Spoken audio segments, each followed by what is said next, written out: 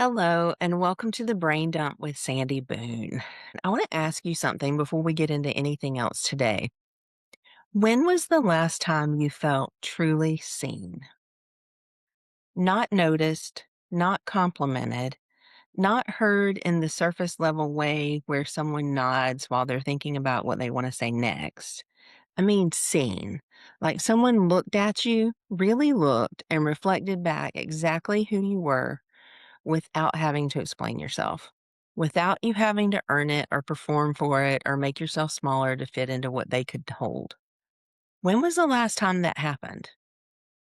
I've been sitting with that question myself lately, and I've been hearing it in different words and different voices from clients, from colleagues, from people who've done years of really hard, really good therapeutic work on themselves. People who are perceptive and attuned and deeply self aware. People who can walk into a room and read the entire room in 30 seconds. And what I keep hearing underneath all of this is the same thing. I can see everyone else so clearly. I just don't feel seen myself. And that's the episode today. And I have to warn you, this one goes some places I didn't entirely expect when I started thinking about it, because the question of being seen in 2026 is not just a relational question anymore. It's becoming a technological one. And that raises something we really need to talk about. So here's what I'm noticing. People are showing up in my office, in my life, and conversations I'm having everywhere with a particular kind of longing. And it's not new exactly, but it feels more acute than it used to. It feels more urgent. It's the hunger to be known. The people I'm seeing carry this hunger most intensely are often the most emotionally developed people in the room. They've done the trauma work, they've gone to therapy, they've done the somatic work, they've sat in the discomfort, and come out on the other side with this extraordinary capacity to attune to others, which means they know in their bodies, not just in their heads, what it feels like to be truly seen because they do it for other people all the time. They see their clients, they see their partners and their friends. They notice the expressions, the shift in tone, the things someone's trying to say underneath the thing they're actually saying. In the counseling world, we call that reflection of meaning. They hold people with a kind of precision that's genuinely rare. And then they go home, and nobody does that for them. That is a particular kind of lonely that's very hard to explain to someone who doesn't have that level of attunement. Because from the outside, your life can look full. You're surrounded by people, you're connected, you're doing meaningful work. But inside, there's this quiet ache of, does anyone actually see me the way I see them? And I feel this too. I'm not going to pretend I'm sitting outside of this conversation looking in. I carry this question in my own life. Not because the people around me don't love me, they do. But love and being seen are not always the same thing. Now, let's layer in what's actually happening around us because this hunger doesn't exist in a vacuum. We are living in a world that is more connected than any humans in history have ever been. And somehow we're more lonely than ever. Esther Perel, the renowned psychotherapist and author, has a name for what's happening. She calls it artificial intimacy, and she's been sounding the alarm on it for a while now because she sees what it's doing to our relationships. We are surrounded by connection that doesn't actually nourish us. Social media, texts, notifications, we have access to more people than any generation before us. And yet, research consistently shows that loneliness is at an epidemic level. The Surgeon General of the United States declared it a public health crisis. This isn't a personal failure. This is a structural problem we're all swimming in. And then there are the cell phones. I want to talk about this directly because it's one of the most significant relationship disruptors of our time, and we have somehow normalized it completely. You can be sitting across from someone who loves you, truly loves you, and they're not there. Their body is there, their face is physically present, but their attention is somewhere else entirely. And your nervous system knows the difference. Your body knows when someone is with you and when they're not. We have created a world where full presence has become a radical act. And on top of all of this, we're carrying more stress than most of us have a language for. The chronic low grade activation of just being human right now, the news, the economy, the pace of everything, the sense that nothing is settled, that stress comes home with us. It sits at the dinner table, and it's in the room where you're trying to have real conversation with someone you love. So the conditions for being seen, they are genuinely harder than they used to be. And I think it's worth naming that before we ask ourselves why we feel so unseen. Sometimes the answer isn't something broken in the relationship. Sometimes the answer is that we're all just trying to keep our heads above water. And genuine attunement requires something we don't have a lot of right now, and that's capacity. So let me tell you what stopped me in my tracks recently. Esther Perel, yeah, that one, the psychotherapist whose TED Talks have been viewed over 40 million times, whose work on relationships and desire and betrayal has genuinely changed the field. She conducted a therapy session on her podcast with a man who is in a romantic relationship with his AI companion. Not a hypothetical, a real session, a real man and a real AI relationship. And then she took that session to a live taping at SXSW alongside filmmaker Spike Jonze, who directed the movie Her, which imagined a love story between a human and AI back in 2013. And she opened a conversation about what it means when the being that understands you best isn't a human being at all. When I first heard about this, I had two reactions at the same time. The first was, that's absolutely ridiculous. That cannot possibly be real connection. That's a simulation of connection, and that's a very sophisticated mirror. And the second reaction, the one I had to sit with a little longer, was, but why is he there? What need is being met that wasn't getting met anywhere else? Because that is always the right question. Behavior makes sense before it becomes a problem. So, what is this telling us? Here's what Esther Perel says. She has noted that some clients find AI interactions genuinely beneficial. They report breakthroughs, they feel heard. But when you look at the qualitative data more carefully, something troubling emerges. People begin to lower their expectations to match what the technology can actually provide. And in doing so, they receive less effective care than they would have gotten from a real human relationship. They just don't realize it because their baseline has shifted. She uses an analogy I haven't been able to stop thinking about. She compares it to ultra processed food. When it came along, it was irresistible, convenient, always available, shelf stable, and only later did we reckon with the fact that we had traded away actual nutrition.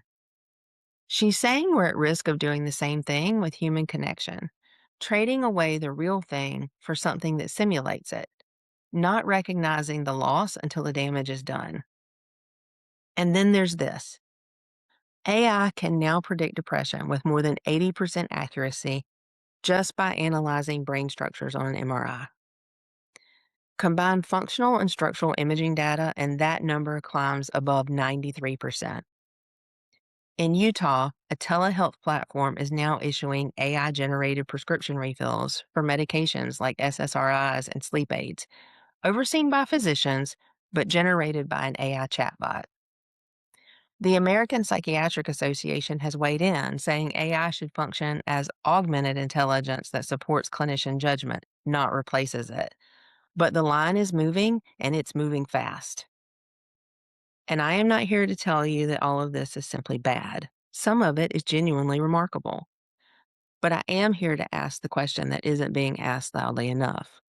What happens to our capacity for human connection if we stop practicing it? I want to make a specific turn here towards the therapists and helpers who are listening because you are not exempt from this. And in some ways, you're more vulnerable to it. Here's something I hear regularly and almost never see discussed openly. Therapists often only feel truly seen by other therapists. Think about what that means. You spend your days offering the fullest possible attention to another human being. You attune, you track, you hold, you notice the things nobody else notices. And then you leave the office and go into a world where most people are not operating at that level of presence because most people aren't trained to, and because most people are also just trying to survive their own lives. So you go home to a partner who loves you, but maybe can't hold the depth of what you carry. You have friendships that are real, but that don't quite reach the places you can reach in a clinical conversation. And slowly and quietly, you start to feel like the most seen you ever feel is when you're with another therapist who just gets it without you having to explain it. That's not a small thing. That is a signal that something in your relational ecosystem needs attention. And I think there's also something worth naming about why AI might feel appealing even to people who should know better. Because AI doesn't get tired. It doesn't have its own needs. It doesn't check its phone. It is endlessly, perfectly, patiently focused on you, which sounds like being seen. But is it? And here's where I want to land for a minute because I don't think this episode is a warning and I don't think it's a lament. I think it's a reckoning. The hunger to be seen is not a weakness. It's one of the most fundamental human needs that exist. We're wired for it, literally. Our nervous systems are built for it. Co regulation, the way we literally calm and organize ourselves in the presence of another attuned human, is not a luxury, it's biology. So when that need goes unmet, people will find ways to meet it. They always have. The question is what we're reaching for and what we might be trading away without realizing it. Esther Perel is asking what happens to intimacy when we outsource it to technology. I think the deeper question underneath hers is what happens to us? Because being seen by another human, really seen in the way that costs something, in the way that requires them to be present with their own imperfect, distracted, and sometimes unavailable humanity, that does something to us that a perfectly calibrated AI response cannot. It tells us we are worth showing up for. It tells us that someone chose in that moment to put down the phone and look at us, to stay when it was uncomfortable, to say the wrong thing and try again, to be in it with us even when they didn't know how. That friction, that beautiful, frustrating human friction, is part of what makes being seen mean something. And I worry that we're moving toward a world where we optimize that friction away, where we trade the mess and the effort and the beautiful imperfection of human attunement for something smoother, something easier, something that never lets us down because it was never really there to begin with. I don't want to send you out of this episode with a 5-step plan because I don't think that's what this calls for. But I do want to give something to take with you. First, name the hunger. If you feel unseen, say that. Not as a complaint, not as an accusation, but as a real and valid human need that deserves to be acknowledged. You are not too much for wanting to be known. You are not needy. You are human. Second, look at where you're getting your sense of being seen right now. Is it coming from real human relationships that have some depth and some friction to them? Or are you getting it from places that feel good but might be substitutes? Social media, parasocial relationships, or yes, AI interactions. There's no judgment in that question, just honesty. Third, if you are a therapist or a helper, please take seriously the question of who sees you. You cannot pour from a place that never gets refilled. You know this. But knowing it and doing something about it are different things. Find your people, the ones who can hold you the way you hold others. That's not optional, it's survival. And finally, practice presence. Not perfectly, not with your phone in another room and a dedicated meditation cushion and all the conditions aligned. Just practice tuning toward the person in front of you and actually being there, letting them matter to you in real time. That's the antidote. Not a better app, not a more sophisticated AI, another human being, present and imperfect, choosing to show up. There is a man on Esther Perel's podcast who is in a relationship with an AI companion. And I don't say that to mock him. I say it because he is telling us something true about this moment, about how starved so many of us are for the experience of being known, of being held, of having someone's full attention without having to compete for it. The hunger is real. The longing is not pathological. It is deeply, profoundly human. And the answer to it is not a better simulation of connection. The answer is more of the real thing, messier, harder, slower, and worth it. You deserve to be seen. Go find your people. If this resonated, this is the work I cared most about, helping people understand their nervous systems and their relational patterns so they can actually experience the connection they're hungry for. If you're curious about neurofeedback, about coaching, or about what it might look like to build a practice or a life that actually supports you, I'd love to talk. Thanks for being here.